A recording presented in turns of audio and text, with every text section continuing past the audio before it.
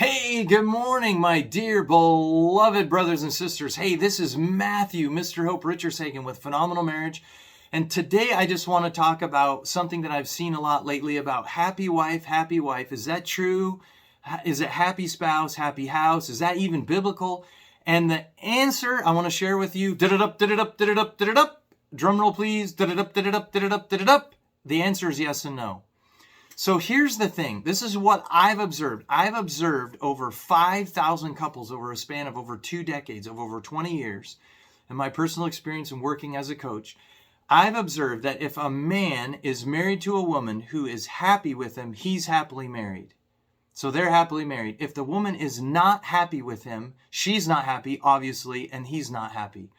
So in a way, I would say happy wife, happy life is true. And let me read a verse in Proverbs 21, verse 19. It says, "It's better to live in the wilderness than with a contentious and vexing woman." And guys, I'm going to share a little bit to the guys and a little bit to the girls later on. So people say, is it happy wife, happy life, or happy spouse, happy house? Like I said, what I've experienced is if the woman is happy, they're going to be happy. And guys, I want to talk to you right here. What I've experienced, no matter what success you have in life, you have your own business, you're great in politics, you're great in sports, whatever excellence you have out there, whatever success you have outside, if you're not successful at marriage, you're not going to be completely fulfilled as a human being. God made us that way. And it goes like this. It goes God, family, so that in the families, your wife comes first, and then your children, and then your success outside, then your career. And if you don't do that in the right order, you will have tremendous success outside. But no amount of success outside makes up for failure at home. And you'll experience that. If you don't believe me, you're like, yeah, whatever, Matt. It's true. It's a principle of God. So guys, here's the thing. Happy wife, happy life. If you focus, which I believe to be true, if your wife's happy with you, you will be happily married. If you focus on her happiness, you will fail. And you're just like, Matt, you just said happy wife, happy life. Matt, it's true. However, if your focus is on her happiness, you will fail. Because it's like trying to placate a little child. I've been in people's closets that were bigger than my bedroom. And the gal had like dozens and dozens and dozens of shoes. And she had more clothes. It looked like a clothing store. And a lot of the clothes had new tags on them. They hadn't even been worn. Trying to make your wife happy. Are you happy yet? Are you happy yet? Are you happy yet? It's like a little kid that's like you feed them candy and you're like they're absorbed with themselves. That's not going to work. What you need to do is you need to have an object outside of yourself. You need to have a purpose beyond yourself. This relationship isn't about you. It's not just about me. You got to move from me to we. And you're going to step into this role as a leader. God calls you to be the leader. And your job is to meet her needs, okay? Not her wants. Happy life, happy wife. How do you get her to be happy? You get her to be happy by meeting her needs and by leading her, number 1, loving her, number 2, and lifting her up, number 3. And you do that by starting out, you have an object outside of yourself. It's not focused on her. You're the instigator, she's the incubator. You're the leader, she's the supporter. And what we've found over and over and over and over again is that when men lead and they love their wives, you get up. If she chooses to be happy, and that's a choice, you're going to be happily married. If she doesn't follow, if she wants to take the lead, what we've found over and over and over statistically is the marriage is not only not happy, but it breaks down. Over 90% of professional women divorce their husbands. And that is true because he's not the leader. So she's unhappy with him. So get rid of this guy. He's a bummer. Get rid of him. So she goes to try and find someone else. She doesn't realize it's not the guy. The system is broken. So guys, you don't want that. You want to lead. And here's the thing. God calls you to be the leader. Okay? I want you to step up and lead your wife. Not by pounding your fist on the table and saying, I'm the man, by golly, and we're going to do it my way. That's not leadership, okay? I don't know exactly what that is. That's force. That's control. That's not leadership. Leadership, by definition, is getting to people to do what you want because they want to do it. That's what leadership is. And great leaders lead by example. And I want you, number one, I want you to own everything. Everything. Everything is my responsibility. It doesn't matter how small it is. It doesn't matter who did it. It's my responsibility. It happened on my ship. When you step up and you own, I'm the captain of my ship, it will change your relationship completely and totally change it. Be the man. Take responsibility. I want you not only to take responsibility, I want you to be 100% dependable. If you say it, make it happen. Give your word and keep your word. Be 100% honest. So your wife, she's like, my man is amazing. I want you to be tough as nails. Be sensitive to her, but be tough as nails. And it's okay to share how you're doing with her. You need to share. To have intimacy, you both have to be open and share. I just want you to be strong. So when you share, oh, that hurt, just don't break down and weep. Okay, just don't do that. Say that really hurt and like be there with your feelings. But be strong in that. You can do it. I can do it. You can do it. And there's nothing wrong with a guy crying. Don't get me wrong. But what I'm saying is be strong as you're sensitive. Don't just be rah, rah, rah, rah, rah. Come on. And it's okay to share with your wife. Number one, own your responsibility. Number two was being the leader. Number three, it's understand you're here to lead, love, and lift her. You're doing something beyond you. You're here to raise children, to build a legacy in your family. No amount of success in the business field is going to replace for failure at home. I already said that. So you're going to lead, love, and lift your wife. You're going to meet her needs. Here's her two biggest, deepest abiding emotional needs. Number one is love. She needs to be appreciated. She needs to be valued. She needs to be precious. Gary Thomas wrote a book called Cherish, and I love that word cherish. We vow that when we get married, to love and cherish, to have and to hold. What does it mean to cherish your wife? You value her. She's precious to you. You don't want to do anything to hurt her. And how you do that, one of the biggest things you can do is to listen. And guys, I'm going to give you a free tip that took me 25 years, a quarter of a century to figure out. Listen without trying to fix her. You will be happier and she will be happier. Women want to share, but they don't want fixed. I'll ask my wife, hon, do you want a solution or do you just want me to listen? Invariably, she says, honey, just listen. She just wants to share what's on her heart. She just wants to express it. Like a woman's bandwidth, emotional bandwidth is like this big. A guy's is like this big. Make it safe for her to share. Whatever she shares, that's okay. Those are her feelings. It's not you. Honey, I felt really upset when this happened. Wow, babe, I'm sorry. I didn't mean to do that. Don't take it personally. Those are her feelings. I'm sorry. I didn't mean to do that. I'll work on that and fix it in your head. Hey, that hurt her feelings. I'm not going to do that anymore. Got it? Number two is security. She needs to feel secure. She's the only one. She's your Eve. You chose out of the billions of women in this world, this is the one I'm going to have and hold for my life. Don't you cheat on her. Don't you have a deep connection with other women. Don't you do that. Forsaking all others, she is your woman. And if you're missing out on respect, most women don't like their husbands. They're unhappy with them.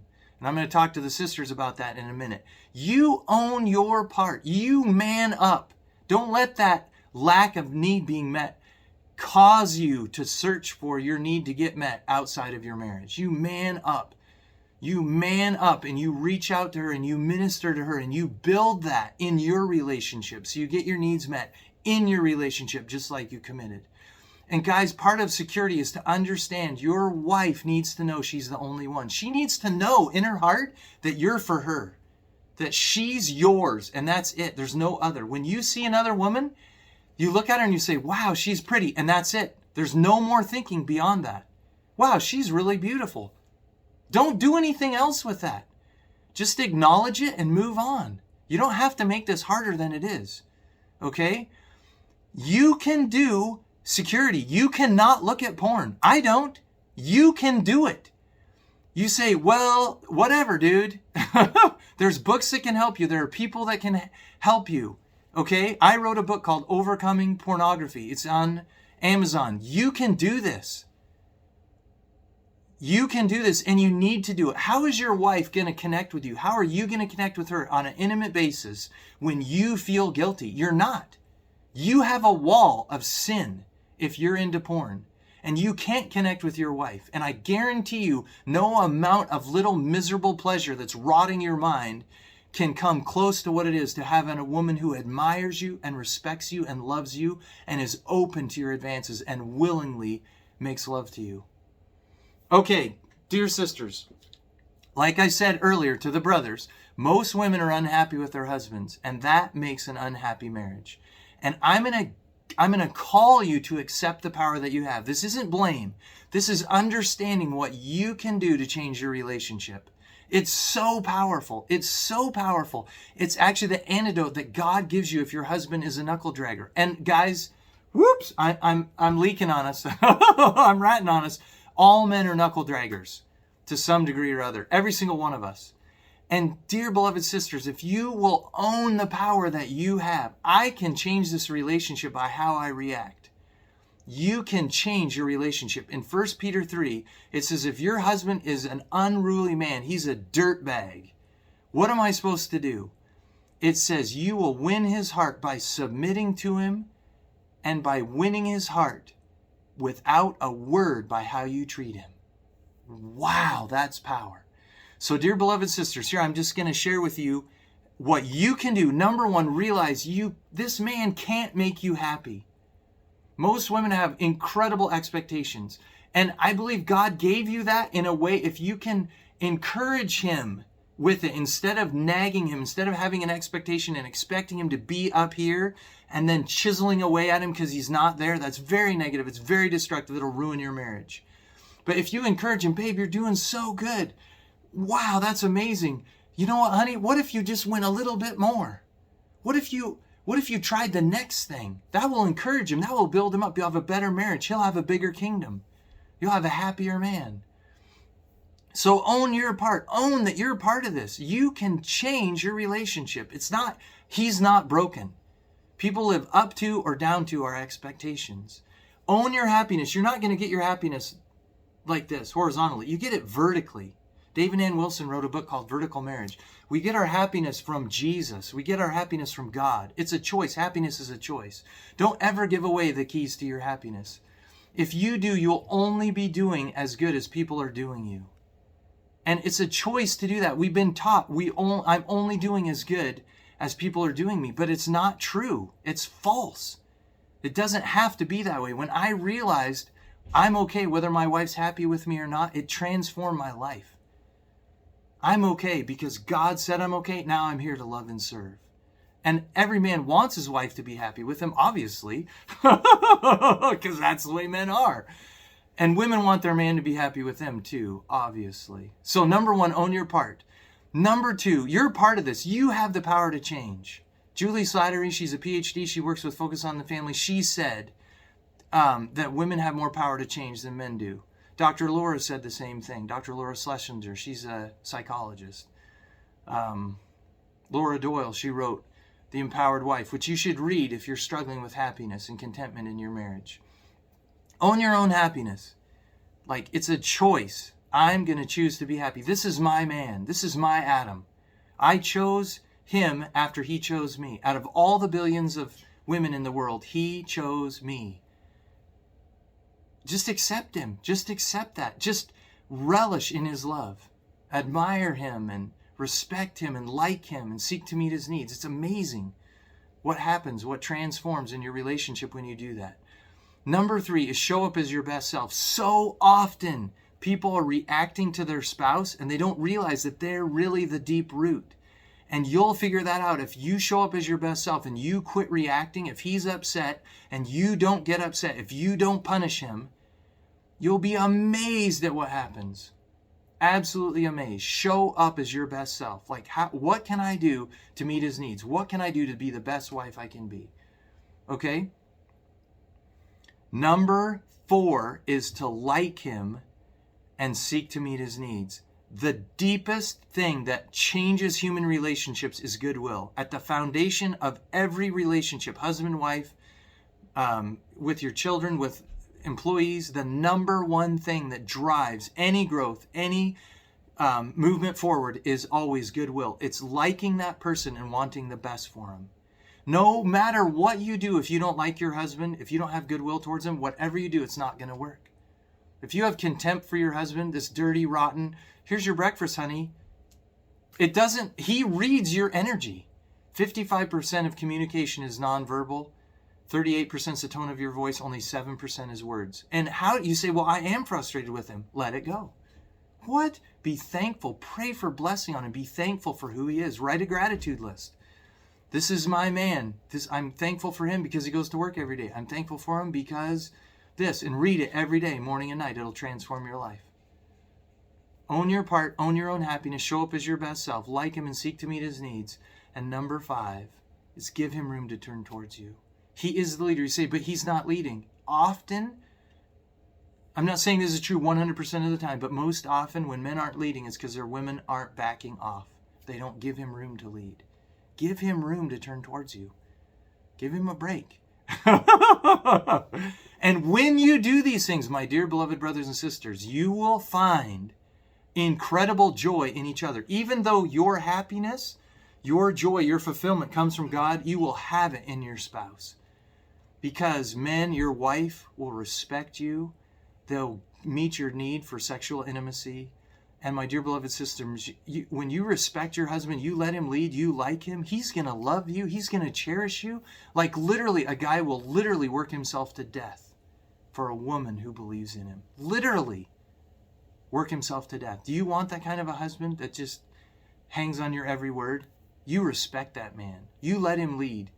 You honor him, and you'll watch him transform before your eyes. Thank you so much for watching. Please like, please subscribe, please write a comment. And it really is happy wife, happy life. That isn't her happiness is not the goal, like I said. Men lead for something that's bigger than you. May God richly bless you. Here at Phenomenal Marriage, we're all about helping you, empowering, equipping, and encouraging you. We're all about helping you overcome friction, frustration, and power struggles and grow to become soulmates, one flesh, spirit, soul, and body, just as God intended. Thank you so much. Have a great day.